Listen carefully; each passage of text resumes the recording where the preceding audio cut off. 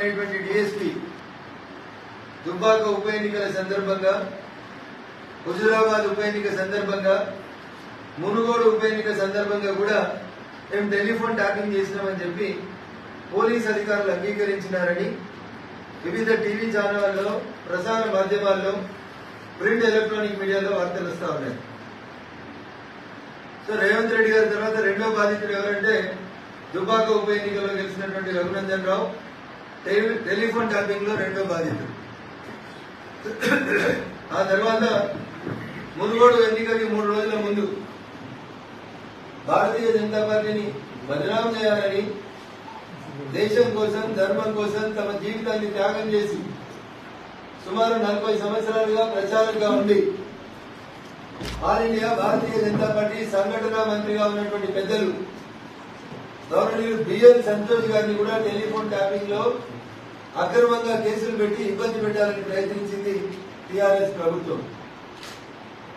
చివరిగా భారతీయ జనతా పార్టీని దెబ్బకొట్టేందుకు మునుగోడులో జరిగినటువంటి ఉప ఎన్నికల్లో రాజగోపాల్ రెడ్డి గారు భారతీయ జనతా పార్టీ అభ్యర్థిగా పోటీ చేసినప్పుడు టెలిఫోన్ ట్యాపింగ్ చేసినాం, ప్రతిపక్ష పార్టీల నాయకుల డబ్బులు వెళ్లేటప్పుడు ఆ వాహనాలను పట్టుకునేలాగా సమాచారం ఇచ్చినామని పోలీసులు అరెస్ట్ చేసినటువంటి డీఎస్పీ, పోలీసులు అరెస్ట్ చేసినటువంటి ఇద్దరు అదనపు ఎస్పీ చెప్పిందని వివిధ దినపత్రికల్లో కూడా వార్తలు వస్తా ఉన్నాయి. సో మొదటి బాధితుడిగా బిడ్డ పెళ్లి కూడా జైలు నుంచి పెరోల్ మీద వచ్చి ఈ రోజు ప్రజలు ఆశీర్వదిస్తే ముఖ్యమంత్రి అయినటువంటి రేవంత్ రెడ్డి గారు, నేను మిమ్మల్ని సూటిగా ఒక ప్రశ్న అడగదలుచుకున్నాను. టెలిఫోన్ ట్యాపింగ్ అనేటువంటి ఈ కేసుని ముక్కలు ముక్కలుగా మీకు నచ్చినట్టు నాకు నచ్చినట్టు ఎవరికి అనుకూలంగా వాళ్ళకి ఇన్వెస్టిగేషన్ చేద్దామా?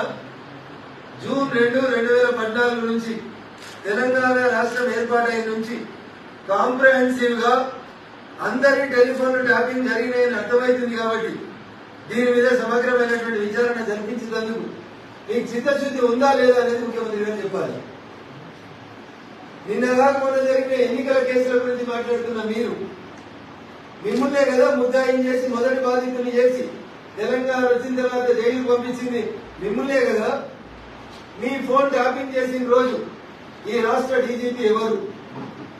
మీ ఫోన్ ట్యాపింగ్ చేసిన రోజు ఇంటెలిజెన్స్ చీఫ్ ఎవరు ఈ రాష్ట్రంలో? మీ టెలిఫోన్ ట్యాపింగ్ జరిగిన రోజు ఎస్ఐబి చీఫ్ గా ఎవరున్నారు? వాళ్ళు ముగ్గురు ఈ రోజు ఏ ఏ స్థానాలలో ఉన్నారో ఒకసారి రేవంత్ రెడ్డి గారు దయచేసి ఆలోచించమని అడుగుతా ఉన్నారు. నిన్న జరిగిన కేసు చేయొద్దని నేను అడుగుతలేను. నిన్న జరిగిన కేసును ఒక పీస్ మీల్ గా చూపెట్టి మీకు నచ్చిన రీతిలో ఇన్వెస్టిగేషన్ చేయొద్దు. ఎస్, మీకు బాగుందో లేదో నాకు తెలియదు. మీ బిడ్డ పెళ్లి రోజు పెరోల్ మీద మీరు బయటికి రావడం ఒక తండ్రిగా మీకు ఎంత క్షోభనో నాకు తెలుసు.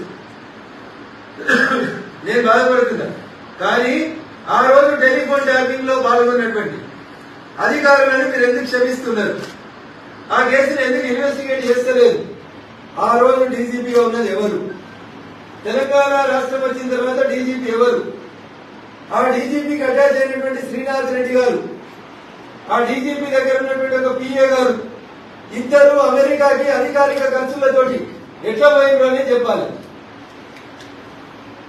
ఆ రోజు మిమ్మల్ని అరెస్ట్ చేసిన రోజు రేవంత్ రెడ్డి గారిని గుర్తు చేస్తున్నారు, మర్చిపోయింటారు మీరు. అప్పటి డీజీపీ మహేందర్ రెడ్డి గారిని ఉద్దేశించి మీరు మాట్లాడినటువంటి మాటల వీడియో మీకు పంపిస్తారు, ఒకసారి వినండి. ఇప్పుడు డీజీపీ మహేందర్ రెడ్డి గారు రిటైర్ అయిన తర్వాత ఎక్కడున్నారు? టెలిఫోన్ ట్యాపింగ్ ఇన్స్ట్రుమెంట్ కొనడానికి అప్పుడు డీజీపీ మహేందర్ రెడ్డి గారి ఆఫీస్ లో అటాచ్ అయినటువంటి శ్రీనాథ్ రెడ్డి గారిని, మరి పిఏని, ఈ ఇద్దరిని అమెరికా మీరు పంపించారా లేదా? ప్రభుత్వం ఖర్చులు పెట్టి మీరు ఇద్దరు వ్యక్తుల్ని, ఒక స్టాఫ్ ని అమెరికాకు ఎట్లా పంపించారు డీజీపీ గారు? అప్పటి డీజీపీ గారు ఒకసారి ఆలోచించాలి. ఒకవేళ మహేందర్ రెడ్డి గారికి ఏం తెలియదు, మహేందర్ రెడ్డి గారు ఏం చెప్పలేదు, ఎస్ఐబి చీఫ్ పంపించిందని అనుకుంటే ఒక నిమిషానికి ఒక వకీలు అడుగుతున్నాను నేను, రేవంత్ రెడ్డి గారు, నా దగ్గర పనిచేసేటువంటి ఒక పనివాడు లేదా పని మనిషి లేదా నా డ్రైవర్ తప్పు చేస్తే మేము మా లీగల్ భాషలో చెప్తాం వికారియస్ లయబిలిటీ అని. అంటే తన దగ్గర పనిచేసేటువంటి వ్యక్తి తప్పు చేస్తే దానికి బాధ్యత వహించాల్సింది ఎవరంటే యజమాని బాధ్యత వహించాలి. సో ఈ